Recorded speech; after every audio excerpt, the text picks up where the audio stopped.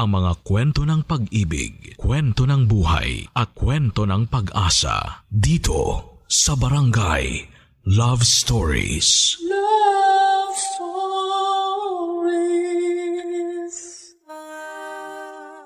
Mahirap turuan ng puso na tanggapin ng isang tao sa buhay natin ng ganon kabilis. Meron itong pinagdaraan ng proseso at hindi masama na umasa na balang araw ay mabibigyang puwang din sa ating puso ang pagtanggap na yon. Ikaw kabarangay, meron ka bang tao na tinanggap sa buhay mo?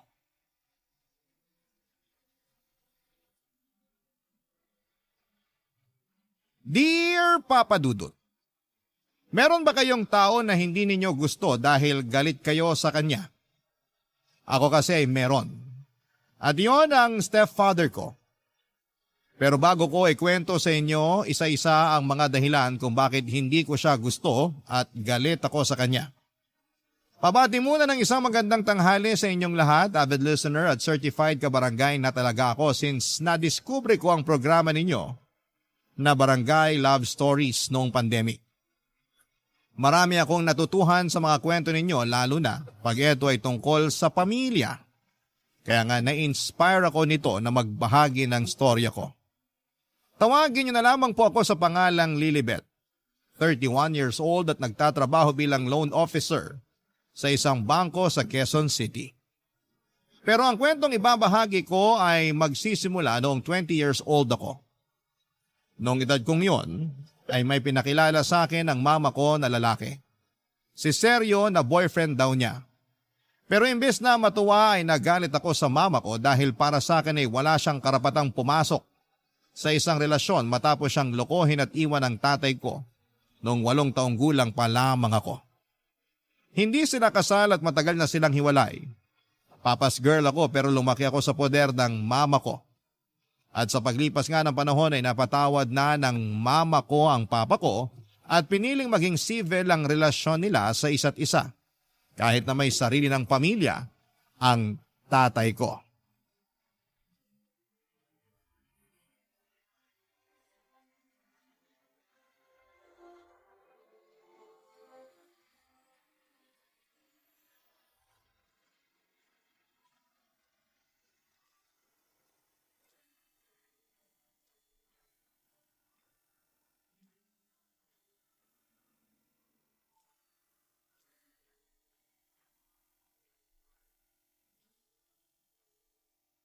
Ano pong sabi nyo?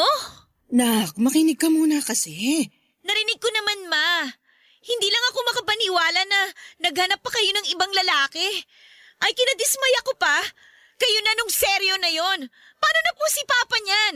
Pamilyado na ang papa mo. May mga anak na nga sila ng kinakasama niya, hindi ba? Tsaka matagal na kaming hiwalay. Oo nga po, pero umaasa pa rin ako na baka magkabalikan pa rin kayo. Lalo ngayon na lagi sila nag-aaway ng kinakasama niya. Anong ibig mo sabihin? Kinuwento lang sa akin ng kapatid ko sa chat. Pero hindi pa rin yung garansya na magkakabalikan kami. Wala na nga kaming nararamdaman sa isa't isa eh. Wala kasi pinagpalit nyo na siya sa seryo na yon. Aminin nyo na kasi yung totoo. Hindi ko pinagpalit ang papa mo. Siya nga yung unang nagloko sa amin eh. Siya yung unang nang iwan at ng babae. Pero wala na rin kayo pinagkaiba sa kanya. Anong walang pinagkaiba sa kanya? Dahil lang ba nagka-boyfriend ako? Ganun na nga po. Ano ba kasing hindi mo maintindihan sa sitwasyon? Si Sergio ngayon ko lang nakilala. Kami ng papa mo matagal nang hiwalay. Kahit na. Para sa akin ganun na din po yun. Galit ka lang sa nangyari kaya ganyan ka magsalita. Hindi lang po ako galit. Sobrang sama din po ng loob ko sa inyo. Gusto nyo kasing palitan sa buhay ko si Papa. Papa mo pa rin siya. Hindi ko siya tinatanggalan ng karapatan sa'yo. Mabait naman si Sergio. Siguradong magugustuhan mo siya pag nakilala mo siya ng gusto. Basta, bigyan mo muna siya ng pagkakataon. At bakit ko naman gagawin yun? Para makuha niya yung loob ko at lalo ako mapalayo sa papa ko? Lilibet naman, bakit ba ganyan ka? Kung makapagsalita ka sa akin, parang ang laki-laki ng kasalanan ko sa'yo ah. Malaki talaga! Wala akong ginagawang masama. Hindi ako katulad ng papa mo na naglukot ng iwan dahil pinagpalit niya tayo sa iba. Bakit nung siya? Mabilis mo lang napatawad. Pero ako na nanay mo na sinaktan niya, pinaiyak, ininsulto nung mga panahong yon. Ako na nanay mo na mag-isang nagpalaki sa'yo at nag-aruga. Ganyan mo tratuhin ngayon porque nagka-boyfriend lang ako? Nangako kayo sa akin na hindi kayo magbo-boyfriend. Pero hindi niyo yun tinupad. Tapos magtataka kayo kung bakit ako ganito sa inyo ngayon? Pero hindi pa rin sapat na dahilan yon. Sapat na dahilan yun, Ma. Alam ko na hindi na mabubuo ulit yung pamilya natin. Buo naman ang pamilya natin kahit nung dalawa lang tayo, di ba? Pinaramdam ko naman sa yung pagmamahal ng dalawang magulang. Bonus na lang na maayos ng relasyon namin ng papa mo. Alang-alang sa'yo, kaya nakakasama mo na siya at nakakausap. Kaya ano bang sinasabi mo na hindi buong pamilya natin? Para sa akin, hindi pa rin normal ang pamilya natin. Ang gusto kong pamilya yung katulad sa mga kaibigan ko at sa mga kaklase ko. Yung magkasamang tatay at nanay nila sa iisang bubong. Ganun naman tayo dati bago naglukong tatay mo, di ba? Mas pinili niya yung babae niya kaysa sa atin kaya hinayaan ko na lang siya. Di umamin din kayo. Anong inamin ko? Na hinayaan nyo na lang na lumayo sa atin si Papa. Ano bang pinagsasasabi mong bata ka? Siguro nga kayo talaga yung may kasalanan kung bakit siya ng babae. Ano? Hindi totoo yan! Talaga lang ha? Di ba? Kulang na lang ipagpalit nyo noon yung pamilya natin sa trabaho nyo. Kaya nga kayo lagi nag-aaway ni Papa Kasi nagkukulang na kayo sa kanya. Hindi totoo yan! Kung may naging pagkukulang man ako sa kanya, hindi pa rin yun sapat na dahilan para maglukos siya. Tsaka, wala kang karapatan na pagsalitaan ako ng ganyan dahil hindi mo alam yung sakit na pinagdaanan ko ng mga panahong yon. Kung may alam ka lang, kakarampot. Kaya ayusin mo yung pananalita mo sa akin, Lilibet. Papa Dudut, matagal-tagal din naman na naging single mother ang nanay ko bago niya nakilala si Sergio. Super close kami as in. Hindi lang kami magnanay, mag-best friend din ang turingan namin sa isa't isa. Kaya nagalit ako ng husto sa kanya nung naging sila ni Sergio kasi nangako siya sa akin noon na hindi na siya magkakaroon ng karelasyon. Tapos mamukat-mukat meron siyang pinakilala. Kaya nga kahit anong paliwanag niya ay hindi ko siya pinakinggan. Nagalit ako sa kanya kasi sinira niya ang pangako niya sa akin.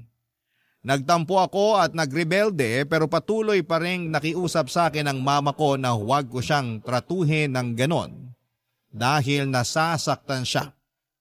Kaya lang mas nasasaktan ako ng mga panahong yon at para sa akin yung nararamdaman ko lang ang mahalaga. Simula noon ay lumayo ang loob ko sa kanya at hindi na ako nagkukwento sa kanya ng araw ko katulad dati. Madalas na rin akong naiinis sa kanya kahit na wala naman siyang ginagawa sa akin. Hindi na rin ako nakakatagal nakasama siya sa isang lugar. Kaya lagi akong nagkukulong sa kwarto ko pag nandun siya sa sala o sa kusina. Nagmamadali rin akong tapusin ang pagkain ko para makaiwas sa kanya. O di kaya ay nagdadahilan na lamang ako para hindi siya makasabay sa pagkain. Ewan ko ba pero pakiramdam ko ay nasasakal ako sa presensya niya, Papa Dudut. At mas lalo lang nadagdagan ang galit ko sa mama ko nung dumanas ang pagpunta ni Sergio sa bahay namin, Papa Dudut.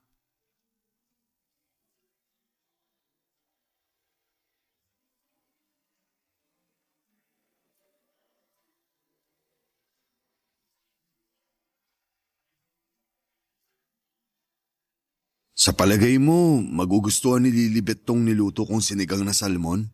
Oo naman, paborito niya yan. Alam mo kasi mahilig sa isda yung anak kong yon. At salmon ang paborito niya. Sunod yung bangus, tsaka tulingan. Ganun ba? Nakakatuwa naman kasi bihira lang sa mga kabataan yung mahilig sa isda Madalas kasi karne ng baboy o manok.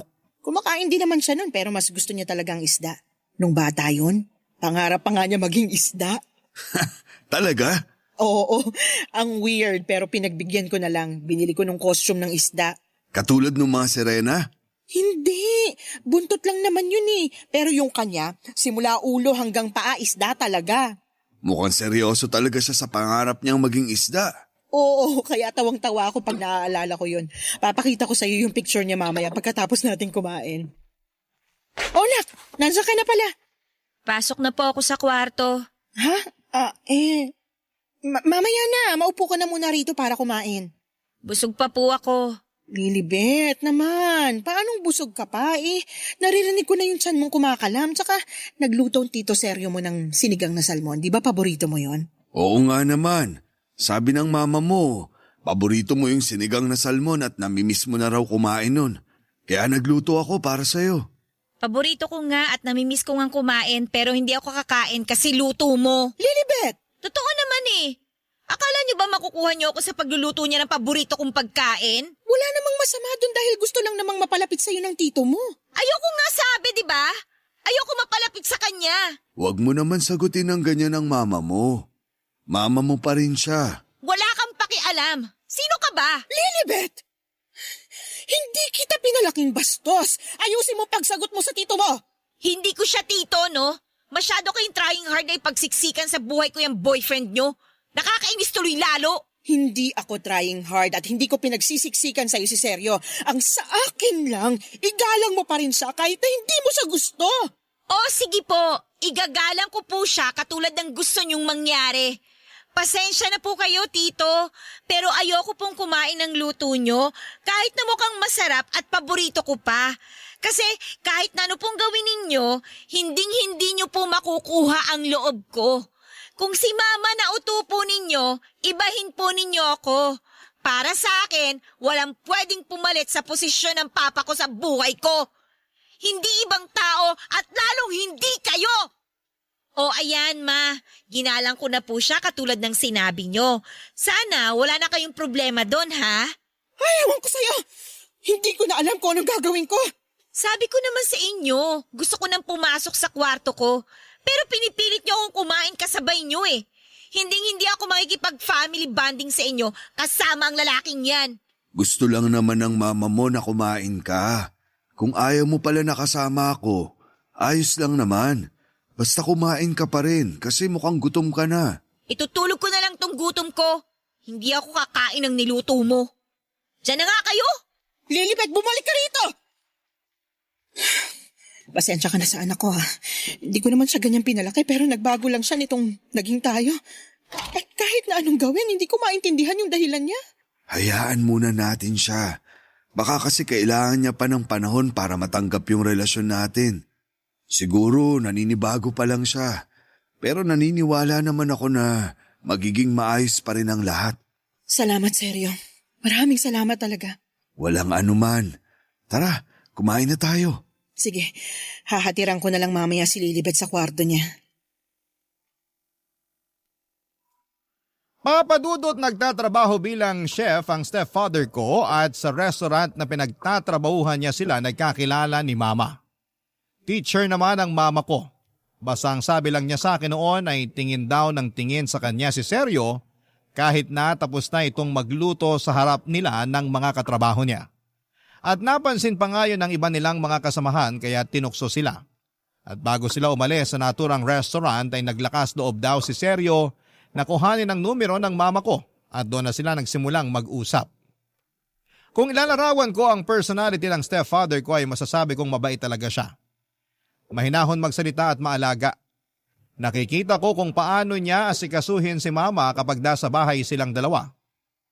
Pinaghahanda niya ito ng pagkain at baon para sa pagpasok nito sa trabaho at hinahatid sa university na pinagtuturuan nito bago siya pumasok sa pinagtatrabahuhan niya. Hindi rin siya nagmimintis sa pakikipaglapit ng loob sa akin. Pero para sa akin, Papadudot ay nagkukunwari lamang siya para umamo ako sa kanya katulad ng ginawa niya sa mama ko. Kaya kahit na anong gawin niya, hindi tatalab sa akin ang pagpapabida niya. Hindi niya makukuha ang loob ko kasi hindi ako utu-uto, katulad ni Mama. Barangay Love Stories. Barangay Love Stories. Papadudot pagkalipas ng 1 taon, ay nagpakasal ang mama ko at ang stepfather ko. Siyempre bilang ayoko nga sa relasyon nila ay hindi ako umattend sa wedding nila. Wala rin namang nagawa ang mama ko kaya tinuloy na lamang nila ang kasal nila kahit na wala ako. Tapos sa bahay na namin tumira si Seryo kaya mas lalo akong nagalit sa kanya. Katulad nung unang beses na bumisita ang stepfather ko noon sa bahay para ipakilala sa akin ni Mama. consistent pa rin siya sa pagkuha ng loob ko kahit na asawa na niya ang mama ko. Pero hindi pa rin ako bumigay kasi ayoko nga sa kanya. Para sa akin ay siyang rason kung bakit wala ng chance na magkabalikan ang mama at ang papa ko. Nang mga panahon kasi na naging sila ng mama ko, on the rocks na ang relasyon ng tatay ko sa kinakasama niya. Umasa ako na baka kapag naghiwalay ang papa ko at ang kinakasama niya, ay magkakabalikan sila ni mama para maging buo na ang pamilya namin. Pero dahil nga sa mga nangyari, tinanggap ko na lamang na hindi ako makakaranas na magkaroon ng buo at masayang pamilya. Kaya nga hindi lang isip ko ang sinira ko or sinarado ko para sa relasyon ni na mama at Seryo, kundi maging ang puso ko na rin. Para sa akin ay wala ng saysay na makasama ko pa sila sa isang bubong lalo na at malaki na naman ako at alam kong kaya ko na ang sarili ko. Kaya nga lingid sa kaalaman ng mama ko, Papa Dudut. Nag-apply ako ng trabaho habang nag-aaral. Bale, pumasok po ako bilang waitress sa isang coffee shop, Papa Dudut, at nung nakaipon na ako ng pera ay sinakatuparan ko na ang matagal ko nang pinaplano noon, Papa Dudut.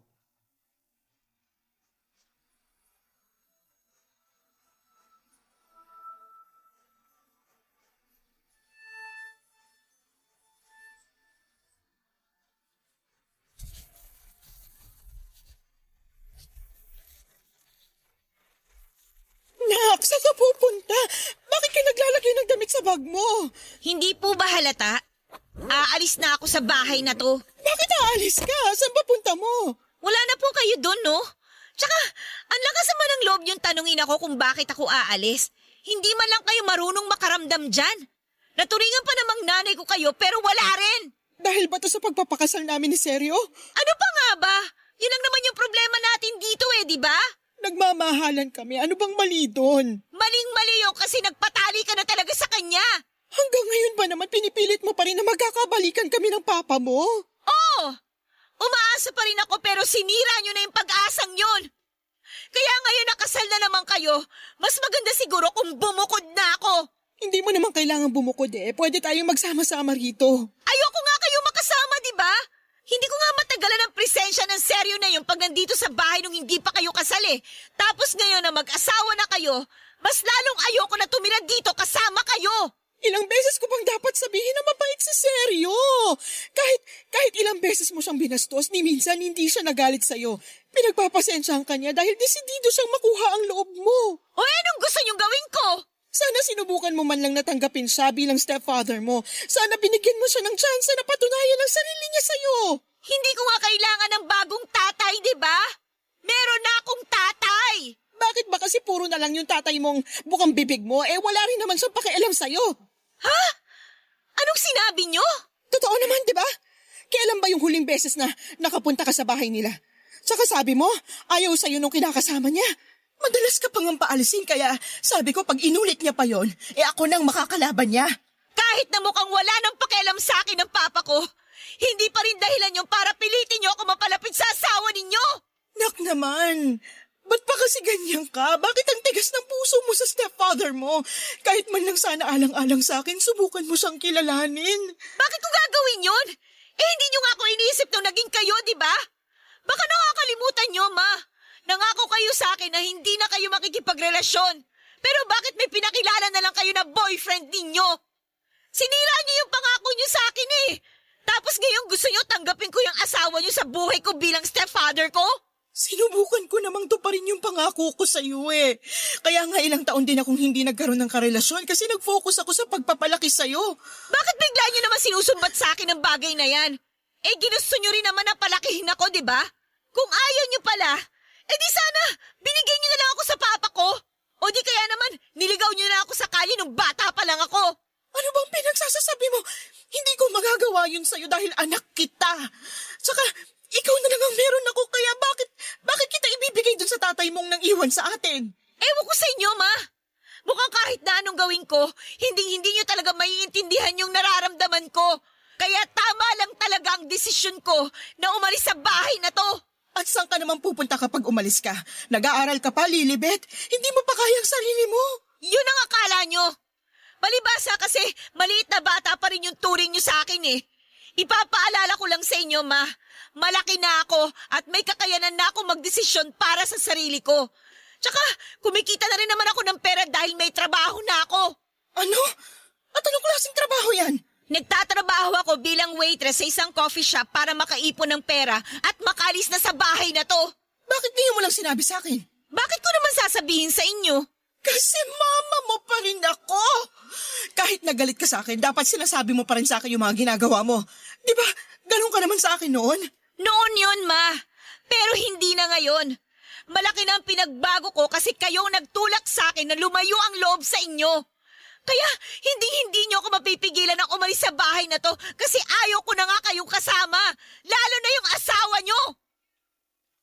Papa Dudut, hindi ko pinakinggan ang iyak at pakiusap ni Mama ng mga panahong yon.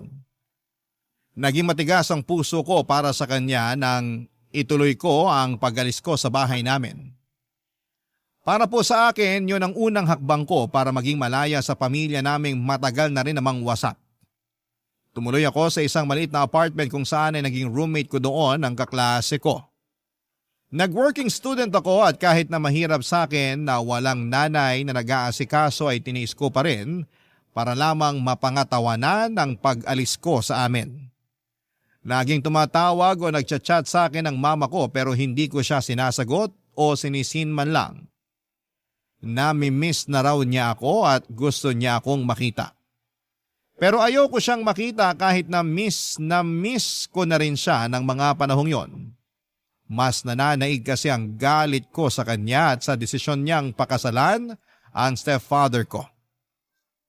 Para sa akin ay mas binili niya ito kaysa sa sarili niyang anak kaya dapat pagdusahan niya ang kapalit ng desisyon na yon. Inabala ko na lamang ang sarili ko sa pag-aaral at pagtatrabaho para makalimutan ko ang pinagdadaanan ko.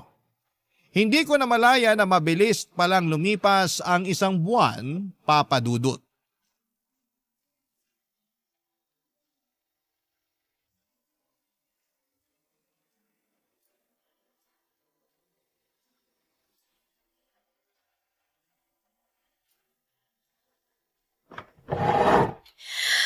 Ay. Sa wakas, nakaupo rin. Nakakapagod tong araw na to, grabe. Oo nga eh. Buti na lang closing na. Kaya nga eh, sakit na naman ang katawan ko nito. Hindi pa naman ako kagad makakatulog nito pag uwi sa apartment. Mag-review pa kasi ako para sa exam namin bukas. Medyo gahol na nga eh. Pareho tayo. Medyo gahol na rin ako kasi busy din sa ibang school activities. Nasabi mong member ka rin ng publication nyo, di ba? Oo. Ang galing mo nga kasi napagsasabay-sabay mo yan. Pati nag-working student ka rin. Hindi ka ba nahihirapan? Kasi ako talagang hirap na hirap eh. Nahihirapan ako pero masaya naman ako sa ginagawa ko eh. Masaya rin naman ako sa ginagawa ko. Kasi kumikita na ako ng pera. Nabibili ko na yung mga gusto ko. Pero nakakapagod pa rin talaga. Pagod ka na physically, pagod ka na rin mentally. May choice ka naman kung gusto mo nang tumigil sa pagtatrabaho para makapag-focus ka sa pag-aaral mo. Di ba nabanggit mo na kaya ka pa rin naman pag-aralin ng mama mo kasi may trabaho naman siya? Oo, pero ayokong umasa sa kanya eh. Tsaka, kaya nga hindi na ako nakatira sa amin ngayon dahil galit ako sa kanya. Ah, okay. May conflict pala kayo. Oo, at galit ako sa kanya. Gusto mo bang malaman kung bakit? Sige, kung sasabihin mo. Galit ako sa kanya kasi nagpakasal siya dun sa boyfriend niya. Noon pa man, hindi ko natanggap yung relasyon nila. Bakit? Kasi umaasa pa rin ako nun na magkakabalikan sila ng papa ko. Kaya nga nagulat ako tsaka naggalit nung malaman kong may iba na siya. Tapos napuno talaga ako nung nagpakasal sila. Para kasi sa akin, sinira niya yung pangako niya na hindi makikipagrelasyon sa iba eh. Sandali. Ibig mo bang sabihin hiwalay na sila ng papa mo bago siya nagpakasal dito sa boyfriend niya? Oo, matagal na. 8 years old pa lang ako. Hindi naman sila kasal, pero nagsama sila sa iisang bubong. Kaso, nagloko si Papa eh. Naghanap ng ibang babae dahil masyadong busy si Mama sa trabaho. Kaya para sa akin, kasalanan niya kung bakit nasira ang pamilya namin.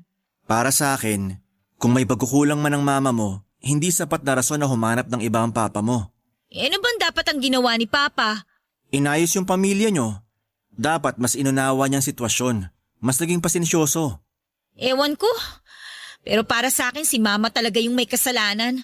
Wala naman ako sa posisyon para baliwalain yung nararamdaman mo.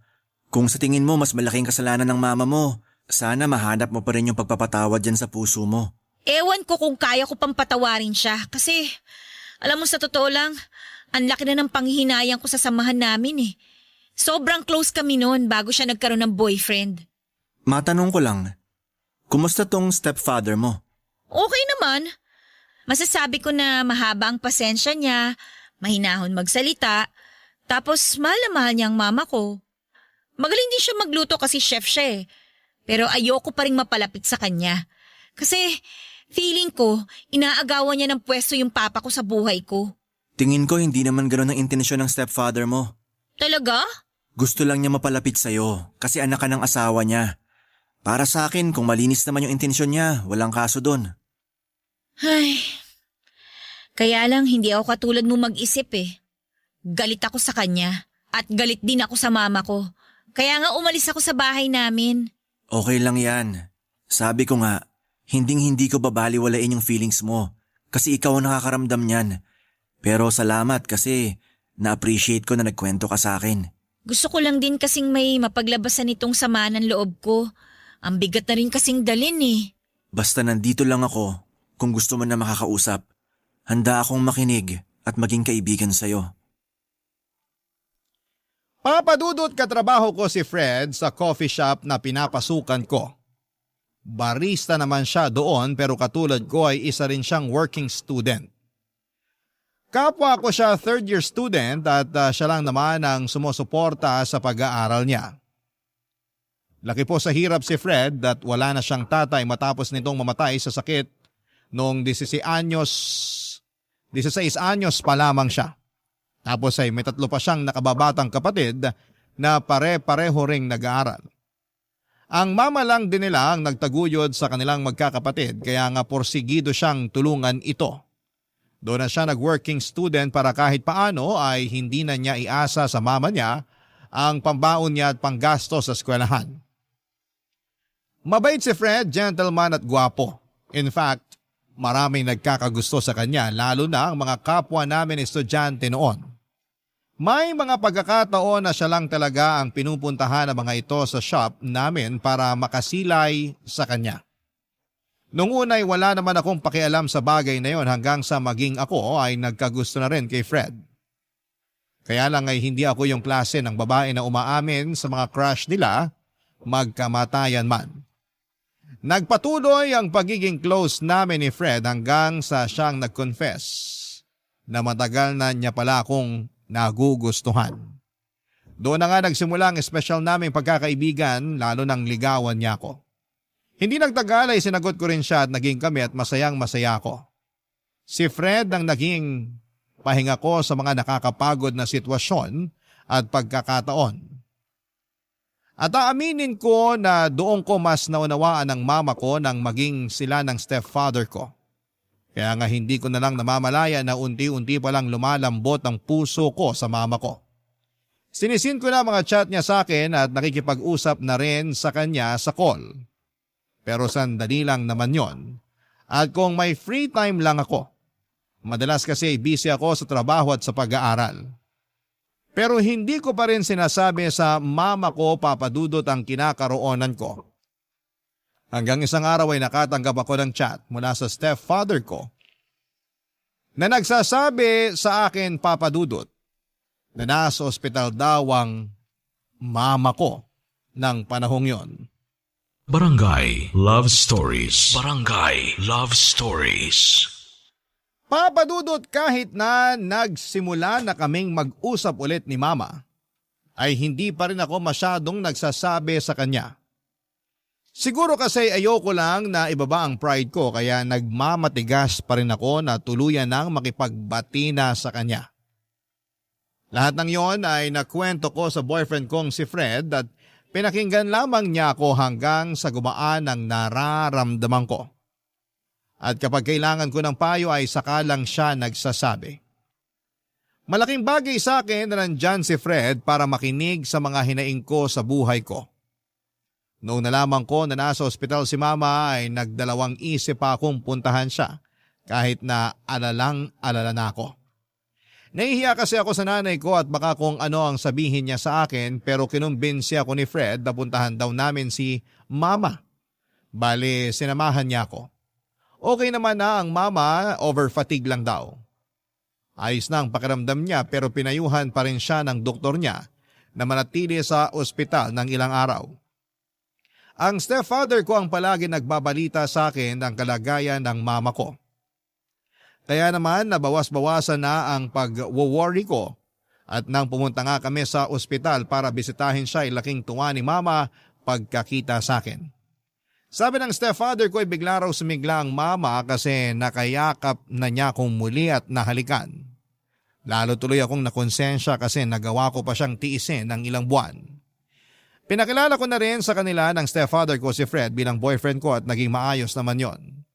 Hindi ko rin nakalimutang magpasalamat sa stepfather ko dahil hindi niya pinabayaan si Mama lalo na at wala ako sa tabi niya ng mga panahong yon. Makalipas nga papadudot ang isang taon, graduation na namin sa kolehiyo ni Fred. Siyempre umattend ang Mama at ang stepfather ko at sobrang proud na proud sila sa amin ng boyfriend ko. Niyakap ako ng mahigpit ni Mama at ganon din ako sa kanya. Paulit-ulit pa rin ako nag-sorry sa pagrebelde ko noon pero sinabi niyang matagal na niya akong napatawad. Hindi niya raw ako kayang tiisin kasi anak niya ako. Niyakap ko rin ang stepfather ko bagaman nandun pa rin ang pagkailang. Pero lalo kong napatunayan sa sarili ko na mabait talaga siya. Mapagkalinga at hindi marunong magtanim ng galit.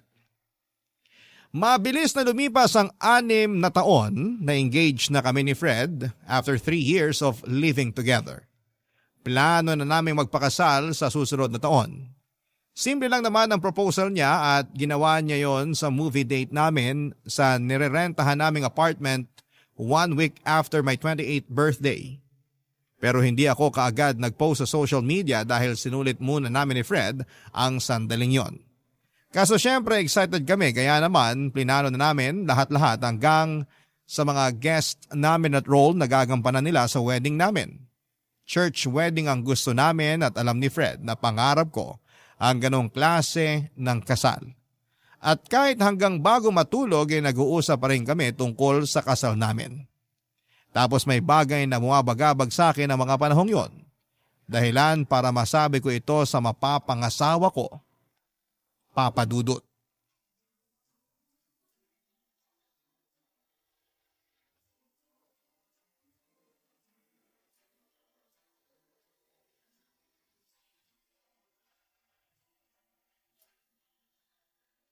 May naisip ka na kung sinong best man mo, Han?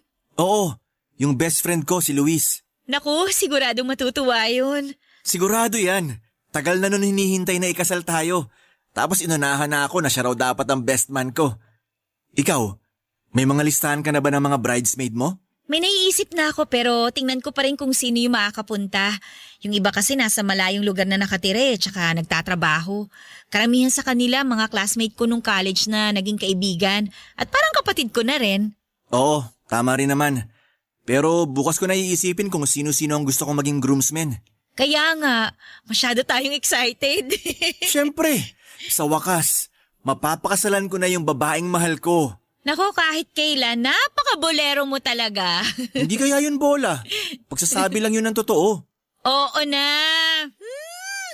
Kahit kailan, napaka-sweet talaga ng boyfriend ko. Correction!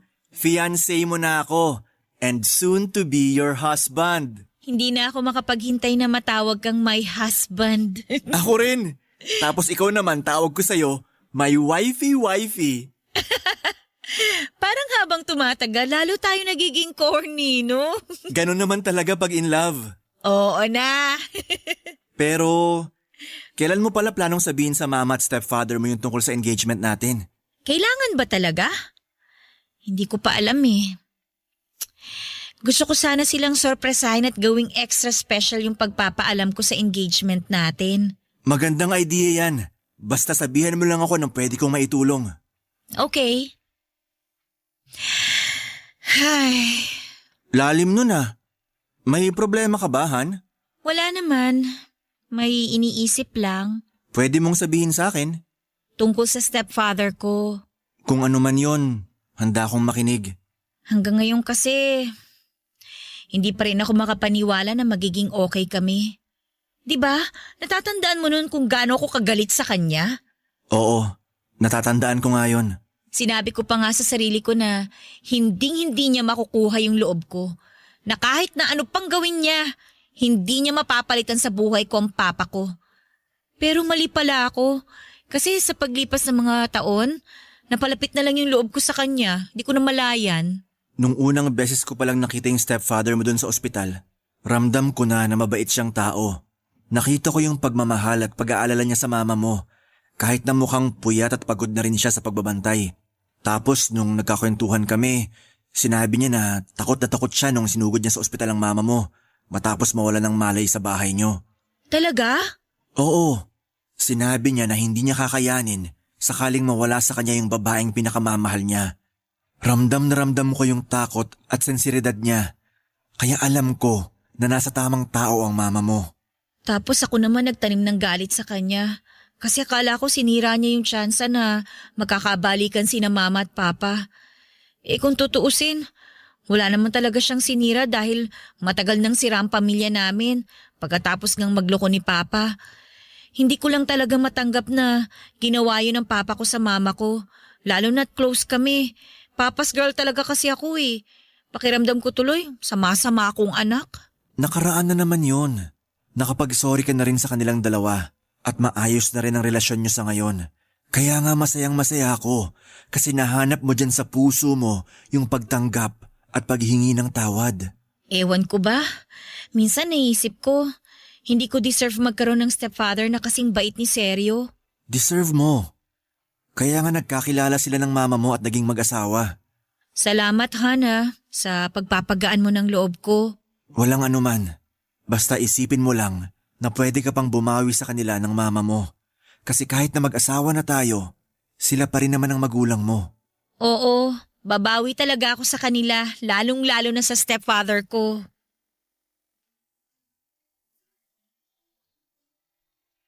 Papadudot, sa totoo lang ay may punto ang lahat ng sinabi ni Fred tungkol sa stepfather ko. Sa loob kasi ng ilang taon na naging bukas ako sa relasyon nila ni Mama, ay lalo kong napatunayan kung gaano siya kabuting tao. Kaya nga tuluyan ang lumambot ang puso ko para sa kanya. Pero nahihiya pa rin ako sa kanya kaya nga nakatulong ang pag-uusap namin yun ni Fred para maging buo ang desisyon ko sa pinaplano kong papel na gagampanan niya sa kasal namin ng fiancé ko. Hindi pa namin nasasabi sa parents ko ang tungkol sa engagement namin at planong pagpapakasal ni Fred. Naisip kong sorpresahin sila at ipaalam yon sa kanila sa birthday ng stepfather ko. Kabado nga ako pero buti na lang dahil pinakalma ko ng fiancé ko.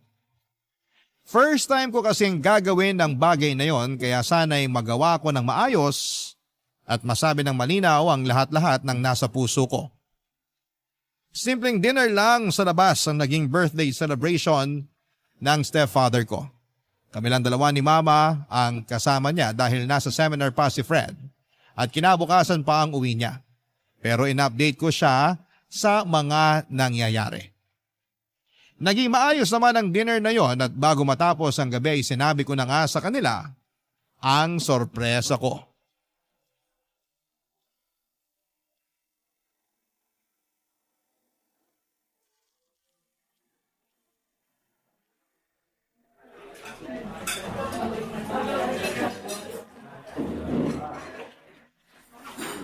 Ma, may sasabihin po pala ako sa inyo ni Tito Seryo. Ano yun, anak? Ikakasal na po kami ni Fred. Nag-propose na po siya sa akin. Talaga? Kung ganun, masaya ako para sa inyo. Tingnan niyo po yung singsing na binigay niya, oh. Ang ganda po, di ba? Oo nga, ang ganda nga. Congratulations sa inyo ni Fred. Sa wakas, magkakaroon na kami ng apo ng mama mo. Ano ka ba naman? Hindi pa buntis si Lilibet ko, ikakasal pa lang sila. Papunta na rin yun doon. Oo na. Alam mo ba, tong stepfather mo, excited na talaga maikasal kayo ni Fred eh. Ang tagal nyo na rin kasing magkarelasyon at tingin talaga namin, kasal na lang ang kulang sa inyo. Oo nga po eh. Pero syempre, nag-ipon muna kami para naman handa kami kung sakaling pasukin na namin ang pagpapamilya. Sa ekonomiya kasi natin, parang ang hirap ng bumuhay ng isang bata. Pero masarap pa rin ang magkaroon ng anak. Kayang-kaya niyo yan ni Fred. Naniniwala ako sa batang yun pagdating sa pag-handle ng pamilya. Basta, tandaan niyo palagi na higit kanino man, magkakampi kayo. Lagi niyo yun isipin. Sakaling dumaan kayo sa mga problema bilang mag-asawa. Kayo laban sa problema, hindi kayo laban sa isa't isa. Tatandaan ko po yung mga payo nyo, Papa. Anong sabi mo? Tama ba yung narinig namin, Nak? Tinawag mong Papa ang tito seryo mo? Opo, Ma. Simula ngayon, Papa na po yung itatawag ko kay Tito Seryo. Salamat, Nak. Pakiramdam ko, yan na yung pinakamagandang regalo na natanggap ko ngayong birthday ko. Pasensya na kayo kung natagalan bago ko natanggap sa sarili ko na hindi ang tatay ko ang nagmahal sa amin ng mama ko, kundi kayo. Hindi ang tatay ko ang kasama ko sa graduation ko noon para mag-cheer at maging proud sa akin, kundi kayo po ni Mama. Hindi ang tatay ko ang nagturo sa akin magluto ng masarap na recipe, kundi kayo po.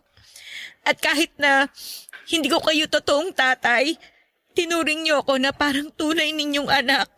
Para sa akin, tunay na anak kita, Lilibet. Kaya naman wala akong hindi kayang gawin alang-alang sa'yo.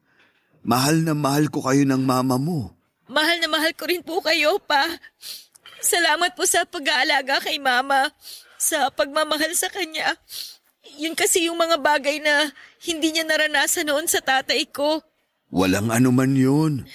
Tungkulin ko na tuparin ang mga pangako na sinumpaan ko sa harap ng Panginoon nang pakasalan ko ang mama mo. Kaya nga laking pasasalamat ko talaga sa Diyos dahil dumating sa buhay ko si Seryo. Pinaranas niya ulit sa akin magkaroon ng taong magmamahal sa akin, mag-iingat at mag-aalaga. At ngayon, kayo naman ni Fred ang ikakasal at susumpa sa harapan niya na magsasama sa hirap at ginhawa. Pero, kailan niyo ba plano magpakasal talaga? May petsa na ba? Opo, next year po. Inaayos na po namin ni Fred ang lahat-lahat. Basta, masayang-masaya kami ng mama mo para sa inyo ni Fred. Congratulations ulit, anak. Salamat, Papa. Pero may request po pala ako na sana mapagbigyan nyo. Ano ba yun? Sabihin mo lang, basta kaya ko. Gusto ko po na kayo ang makasama ko. Gusto ko na kayo yung maghatid sa akin sa altar, Papa.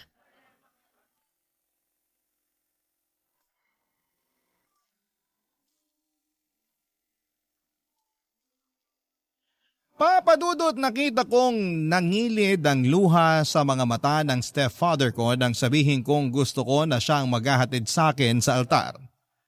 Papunta sa mapapangasawa ko. Naiyak din si Mama kasi pareho nilang hindi ine-expect ang bagay na yon. Pero desidido na akong ibigay sa kanya ang tungkuling yon, lalo na siya ang itinuring kong best man sa buhay ko. Sunod sa aking asawa na si Fred. Hindi nagtagal ay kinasal kami ni Fred at yon ang pinakamaligayang araw ng buhay ko. Sa kasalukuyan ay buntis na ako sa second baby namin ni Fred at masayang-masaya ang mga magulang ko dahil nga nagkaroon na sila ng mga apo sa amin. Kitang-kita ko kung gaano sila ka-close sa mga anak namin, lalo na ang papa ko. Malaki rin ang pasasalamat ko sa Diyos dahil pinatunayan niya na hindi lahat ng tao ay katulad ng tatay ko. Dahil merong mga tao na katulad ni Papa Seryo, yung bang bukal sa puso kong magmahal at kumalinga. Hanggang dito na lamang po ang sulat ko, Papa Dudut, at maraming salamat po sakaling mapili po ninyong i-ere ang kwento ng buhay ko sa Barangay Love Stories. Ang inyong kapuso at kabarangay forever, Lilibet. Barangay Love Stories. Barangay Love Stories. Nakakaantig naman talaga ang ating kwento. Ikaw ba, kabarangay? Nakarelate ka ba sa story natin ngayon? Kwentuhan naman tayo dito sa comment section. Nagustuhan ng iyong napakinggan? Ituloy yan via live stream sa www.gmanetwork.com/radio. Barangay LS. In Mega Manila, 97.1. Forever.